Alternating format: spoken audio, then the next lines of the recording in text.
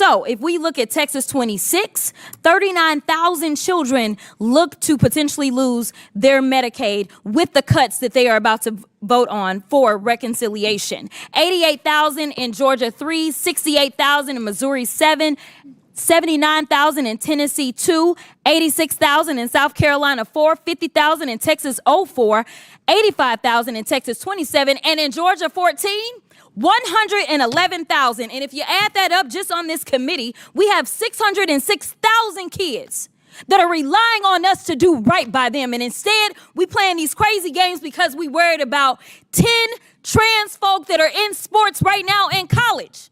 I wasn't elected to be in... The marble corridors of the Capitol building echo with the measured footsteps of Congresswoman Jasmine Crockett as she approaches Committee Room 2154. Her heels click against the polished floor with the rhythm of someone who has walked these halls countless times, yet today feels different. The brass nameplate beside the door reads Special Subcommittee on Government Efficiency in austere lettering that betrays nothing of the theater about to unfold within. Crockett pauses at the threshold, her hand resting on the heavy oak door. Through the frosted glass panel, she can see the silhouettes of figures already assembled inside. The morning light filters through tall windows, casting long shadows across the committee room like bars of a cage. She adjusts the manila folder tucked under her arm, a folder that will soon become the instrument of revelation. Inside the room has been arranged with calculated precision. The committee members sit elevated on their dais, an architectural reminder of power and hierarchy. Congresswoman Nancy Mace occupies the center chair, her gavel resting within easy reach like a scepter of authority. To her right, Marjorie Taylor Greene leans back in her seat with the confidence of someone who believes the narrative has already been written. The gallery behind them is sparsely populated, a few staff members, some reporters with notebooks at the ready, and the ever-present C-SPAN cameras that will carry this moment to living rooms across America. The air conditioning hums quietly, a mechanical heartbeat beneath the tension that hangs in the room like morning fog. Crockett takes her seat at the witness table, the leather chair creaking softly under her weight. She places her folder on the table with deliberate care, then looks up at the committee members. Her expression is composed, professional, but her eyes hold the sharp focus of someone who has done her homework. Mace calls the hearing to order with 3 sharp raps of her gavel. The sound reverberates through the room and the few whispered conversations die away. This subcommittee convenes today to examine government efficiency and the protection of women's rights in federal programs. Mace announces her voice, carrying the practiced authority of someone accustomed to controlling narratives. We're here to ensure that taxpayer dollars are spent wisely and that women are protected from emerging threats to their safety and dignity. Greene nods emphatically, her blonde hair catching the light as she leans forward. That's right. We're seeing an unprecedented assault on women's spaces, women's sports, women's privacy. It's time we had some accountability. Crockett's pen moves across her notepad, but she's not taking notes in the traditional sense. Instead, she's marking numbers, dollar amounts, dates, statistics that tell a different story than the one being presented. The folder beside her remains closed, but she knows its contents by heart: budget cuts, spending records, and a document that will change the trajectory of this hearing entirely. The committee room's American flag hangs motionless in the still air, its red, white, and blue a silent witness to the democratic process about to be tested. The seal of the House of Representatives gleams from the wall behind the dais. its eagle appearing to watch over the proceedings with marble eyes. As Mace continues her opening statement painting a picture of fiscal responsibility wrapped in the language of protection, Crockett's fingers tap silently against her folder. Each tap marks another misrepresented fact, another misdirection, another layer of the carefully constructed facade she's about to dismantle. The hearing has begun, but the real drama is still waiting in the wings contained within the manila folder that seems to grow heavier with each passing moment. The transition from opening statements to testimony happens with the mechanical precision of a well-rehearsed performance. Mace shuffles her papers and adjusts her microphone, the small sounds amplified in the hushed committee room. When she looks up at Crockett, her smile is political, warm enough for the cameras, cold enough to establish hierarchy. Congresswoman Crockett, thank you for appearing before this subcommittee. We understand you have concerns about our efficiency initiatives. Crockett's response begins quietly, almost conversationally. I do have concerns, Chairwoman, but perhaps not the ones you're expecting. She opens her folder with deliberate slowness, revealing pages of printed documents, highlighted passages, and handwritten notes. The papers are organized with the precision of a prosecutor building a case. As she spreads them across the table, the rustling of paper fills the silence like autumn leaves. Let's talk about efficiency, Crockett says, her voice gaining strength. In Texas alone, Medicaid cuts proposed under the last administration would have affected 847,000 children, not adults, children. Babies who needed formula toddlers, who needed vaccines, teenagers who needed mental health services. The numbers hit the room like stones thrown into still water. Ripples of discomfort pass across the faces of the committee members. A staff member behind Green whispers something in her ear, but Green waves him away with an irritated gesture. Crockett continues her finger tracing lines of data across her documents. In Georgia, Chairwoman Mace's home state, another 623,000 children. In Alabama, 445,000. In Florida, over 1 million. Each number lands with increasing weight, building a mountain of statistical evidence that towers over the committee's carefully constructed narrative. The C-SPAN cameras capture it all.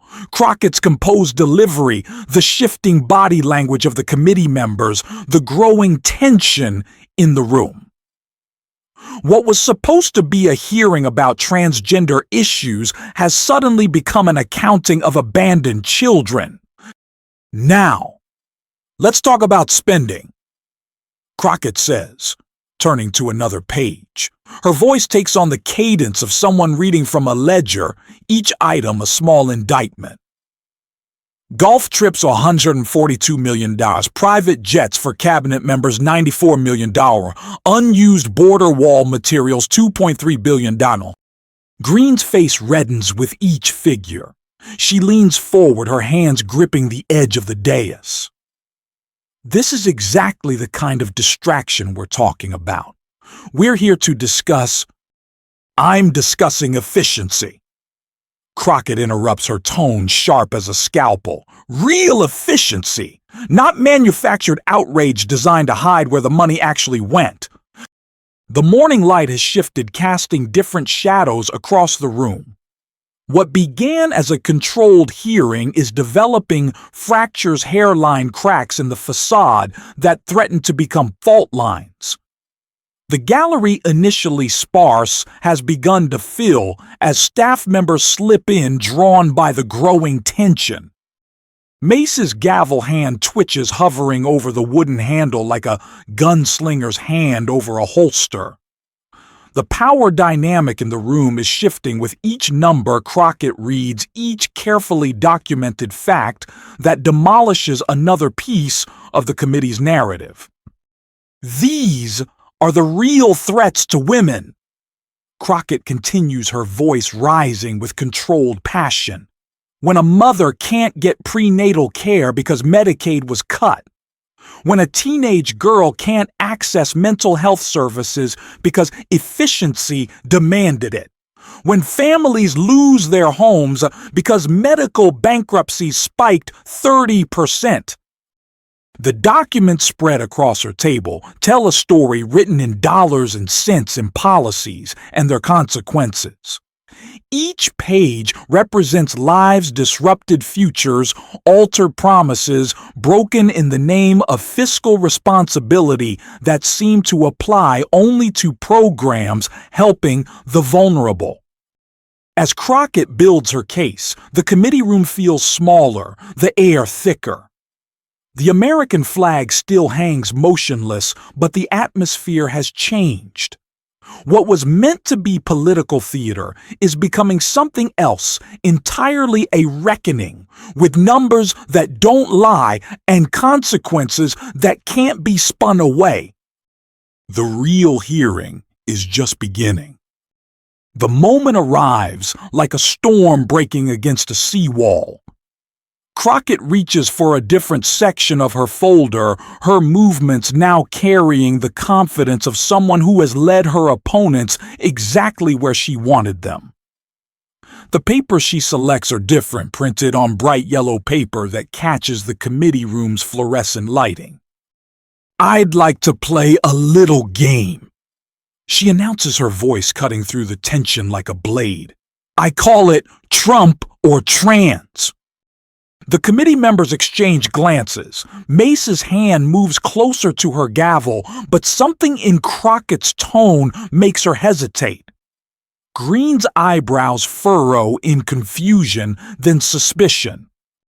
Crockett holds up the first yellow sheet, her voice taking on the cadence of a game show host, but with an edge that promises this will be anything but entertaining.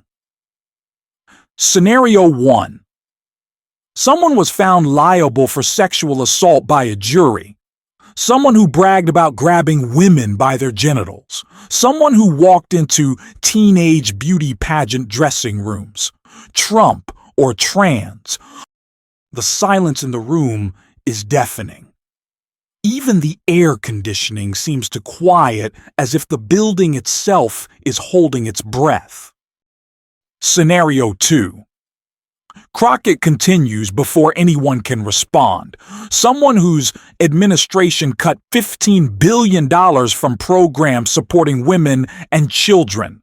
Someone who eliminated the Office of Women's Health. Someone who tried to defund Planned Parenthood. Trump or Trans. Green's chair scrapes against the floor as she shifts forward aggressively. This is completely inappropriate. Scenario 3. Crockett's voice rises, cutting through the objection like a sword through silk. Someone whose policies led to a 40% increase in maternal mortality rates among Black women. Someone who separated children from their mothers at the border. Someone who called women nasty and disgusting on national television. Trump or Trans. The game show facade drops entirely. Crockett's voice now carries the full weight of her legal training, each word precisely chosen and delivered with prosecutorial force. The yellow papers flutter slightly in her hand as she gestures, but her grip remains steady. Here's the pattern. She continues setting the papers down with deliberate care. Every single harmful act you're claiming to protect women from, every single threat you're manufacturing fear about. They all have one thing in common, and it's not transgender people. The committee room erupts in low-level chaos.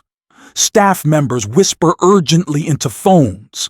The C-SPAN cameras capture it all. Green's flushed face, Mace's white-knuckled grip on her gavel, the growing murmur from the gallery.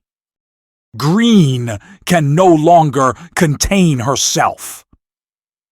She pounds her open palm against the dais, her voice rising to a near shout. This is a disgrace. You're attacking a former president while defending the mutilation of children. The words hang in the air like smoke from a gunshot. The room goes silent again, but it's a different silence now. The kind that follows when someone has said too much, revealed too much, shown their true hand. Crockett's response comes quietly, almost conversationally, which makes it even more devastating. Congresswoman Green, in all your concerns about children, how many of them included the 2.3 million children who lost health insurance under the previous administration? She pauses, letting the question settle. How many included the children separated from their parents at the border? How many included the children whose school lunch programs were cut? How many included the children whose special education funding was eliminated? The questions pile up like evidence in a courtroom, each one a small knife that finds its mark. The manufactured outrage about transgender people begins to look exactly like what it is, a distraction from much larger, much more damaging policies that harm children on a massive scale. Mace finally brings her gavel down, the sharp crack echoing through the room like a gunshot. The gentlewoman's time has expired.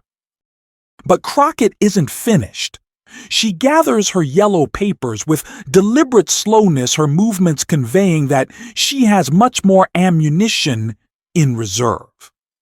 As she does, she speaks one final line that will echo long after the hearing ends. The real question isn't Trump or trans. It's whether we're going to keep falling for the same shell game while children suffer. The committee room has become a battlefield, and the lines have been clearly drawn. The aftermath of the Trump or trans segment settles over the committee room like dust after an explosion. Mace's gavel has restored order, but not control. The dynamics have shifted irrevocably, and everyone in the room can feel it. The C-SPAN cameras continue their silent vigil, capturing every micro-expression, every telling gesture. Crockett reaches for a different section of her folder, a section that has remained untouched until now. The papers she withdraws are different from the others' photocopied pages with official letterheads, stamped dates, and the kind of formatting that screams internal document. Some pages show the telltale signs of having been faxed, recopied, and passed through multiple hands. Since we're talking about efficiency, she says, her voice carrying a new quality, the tone of someone who has been saving the best for last, I'd like to share something that came to my attention recently. She holds up a document, its header clearly visible, Efficiency Agenda Phase 2, Internal Memorandum. The room's attention focuses on the papers like iron filings drawn to a magnet. This memo, Crockett continues, outlines a comprehensive strategy for what they call budget optimization through social issue leverage. She reads directly from the document, her voice taking on the clinical tone of someone reading from a legal brief. By maintaining focus on transgender issues and bathroom access, we can successfully redirect public attention from healthcare cuts affecting 12.7 million Americans. The silence in the room is no longer pregnant with possibility, it's suffocating with revelation. Green's voice cuts through the quiet like a knife. That document is fabricated. This is a complete... Page 14. Crockett interrupts, flipping through the papers with practiced ease. Recommended talking points include emphasizing child safety while simultaneously reducing child nutrition programs by 18%. The juxtaposition creates cognitive dissonance that prevents effective opposition organizing. Mace's face has gone pale. Her hands rest flat on the dais in front of her as if she's bracing herself against a strong wind. Congresswoman Crockett, if this document is authentic, where did you obtain it? Crockett's smile is sharp as a blade. The same place you obtained your talking points about protecting women, chairwoman. From people who understand the difference between what politicians say and what they actually do. She turns to another page, her finger finding a highlighted passage. Page 22. Healthcare access reduction must be accomplished through efficiency language rather than direct cuts. This maintains plausible deniability while achieving fiscal objectives. The words hit the room like physical blows. Each sentence from the memo dismantles another piece of the committee's carefully constructed narrative. What was presented as principled concern for women and children is revealed as calculated manipulation, a cynical strategy to hide devastating cuts behind manufactured culture war distractions. And here's my personal favorite. Crockett continues, her voice dripping with controlled anger. Page 31. Transgender bathroom access provides optimal distraction value. Costs government $0 to regulate, generates maximum emotional response, and completely obscures $47 billion in actual program eliminations. Green launches from her chair, her voice rising to near hysteria. This is a complete fabrication, a political hit job designed to... Were you aware? Crockett's voice cuts through the noise like a surgical instrument. The question is simple, direct, and loaded with implication. Green falters, her mouth opening and closing without sound. The question hangs in the air between them, a moment of truth that can't be spun or redirected. So you did know, Crockett says quietly. It's not a question. The room erupts. Staff members scramble phones, ring voices, rise in urgent conversation. But through it all, Crockett remains seated calmly at her table, the memo spread before her like evidence at a trial. The American flag still hangs motionless on the wall, but the entire foundation of the hearing has shifted beneath it. Mace pounds her gavel repeatedly, the sharp cracks echoing through the chaos. The committee will recess. We will recess immediately. But as the committee members file out, their faces masks of controlled panic, Crockett remains seated. She carefully gathers her documents, including the damning memo, and places them back in her folder. The truth has been unleashed, and there's no putting it back in the bottle. The cameras continue to roll, capturing every moment of the unraveling.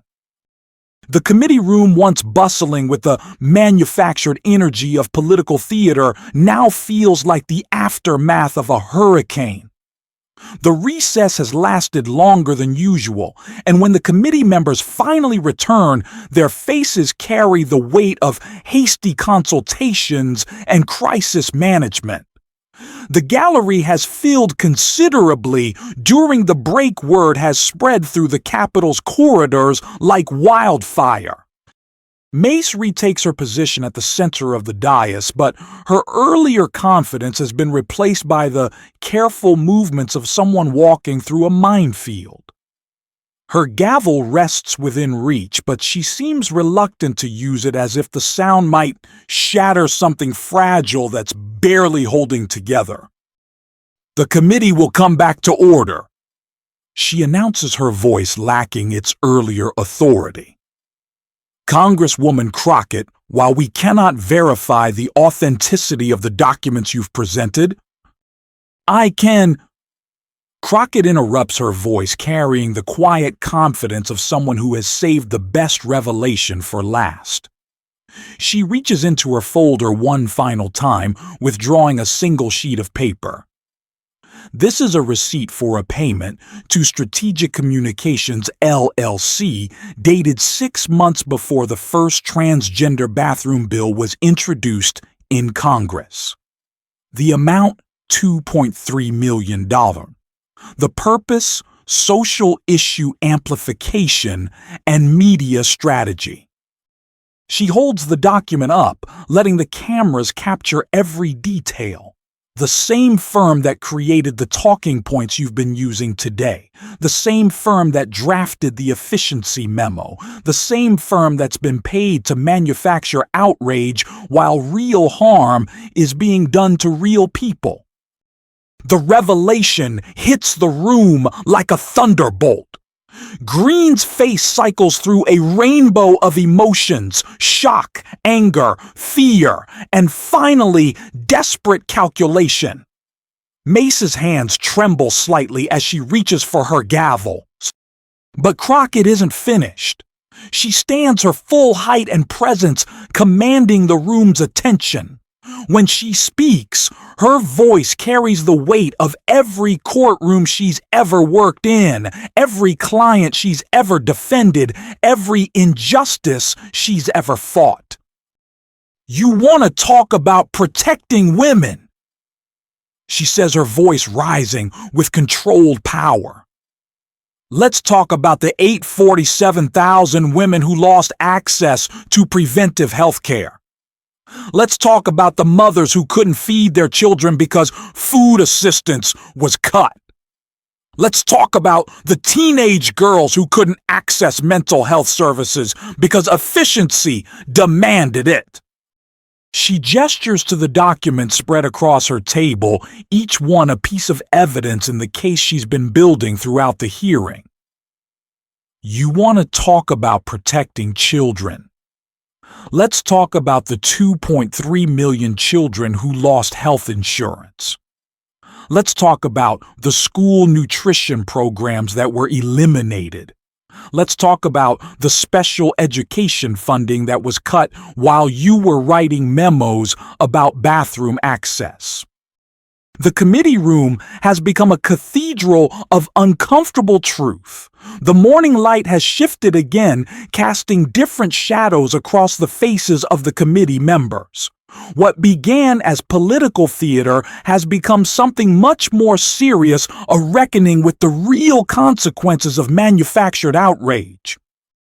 Crockett's voice drops to a quieter register, but her words carry even more weight in the silence. The real threat to women isn't in locker rooms. It's in budget rooms. It's in backroom deals that trade children's health for political points. It's in memos that calculate how much suffering can be ignored if you can just keep people angry enough about who uses which bathroom. She pauses, letting the words settle over the room like settling dust. You're not protecting women. You're not protecting children. You're exploiting them.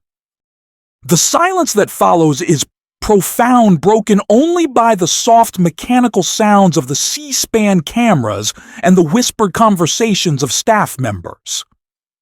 Mace's gavel remains untouched on the dais, as if she's forgotten it exists. Finally, Crockett begins to gather her documents, placing them carefully back in her folder. The manila envelope that seemed so ordinary at the beginning of the hearing now appears to glow with the weight of the revelations it contains. I have no further questions, she says, closing the folder with a soft snap. But I suspect the American people will have plenty. As she stands to leave, her heels once again clicking against the marble floor, the committee members remain frozen at their dais. The hearing continues officially, but everyone in the room knows it's over. The narrative has been shattered, the facade has crumbled, and the truth has been revealed in all its uncomfortable clarity. Crockett pauses at the door, her hand resting on the same oak surface she'd touched hours earlier. But the woman leaving is different from the one who entered. She's become something more than a congresswoman. She's become a force of revelation, a voice that refuses to be silenced by manufactured outrage and political theater. Behind her, the committee room continues its official business, but the real work has been done. The memo remains on the table where she left it, its pages scattered like the remnants of a carefully constructed lie.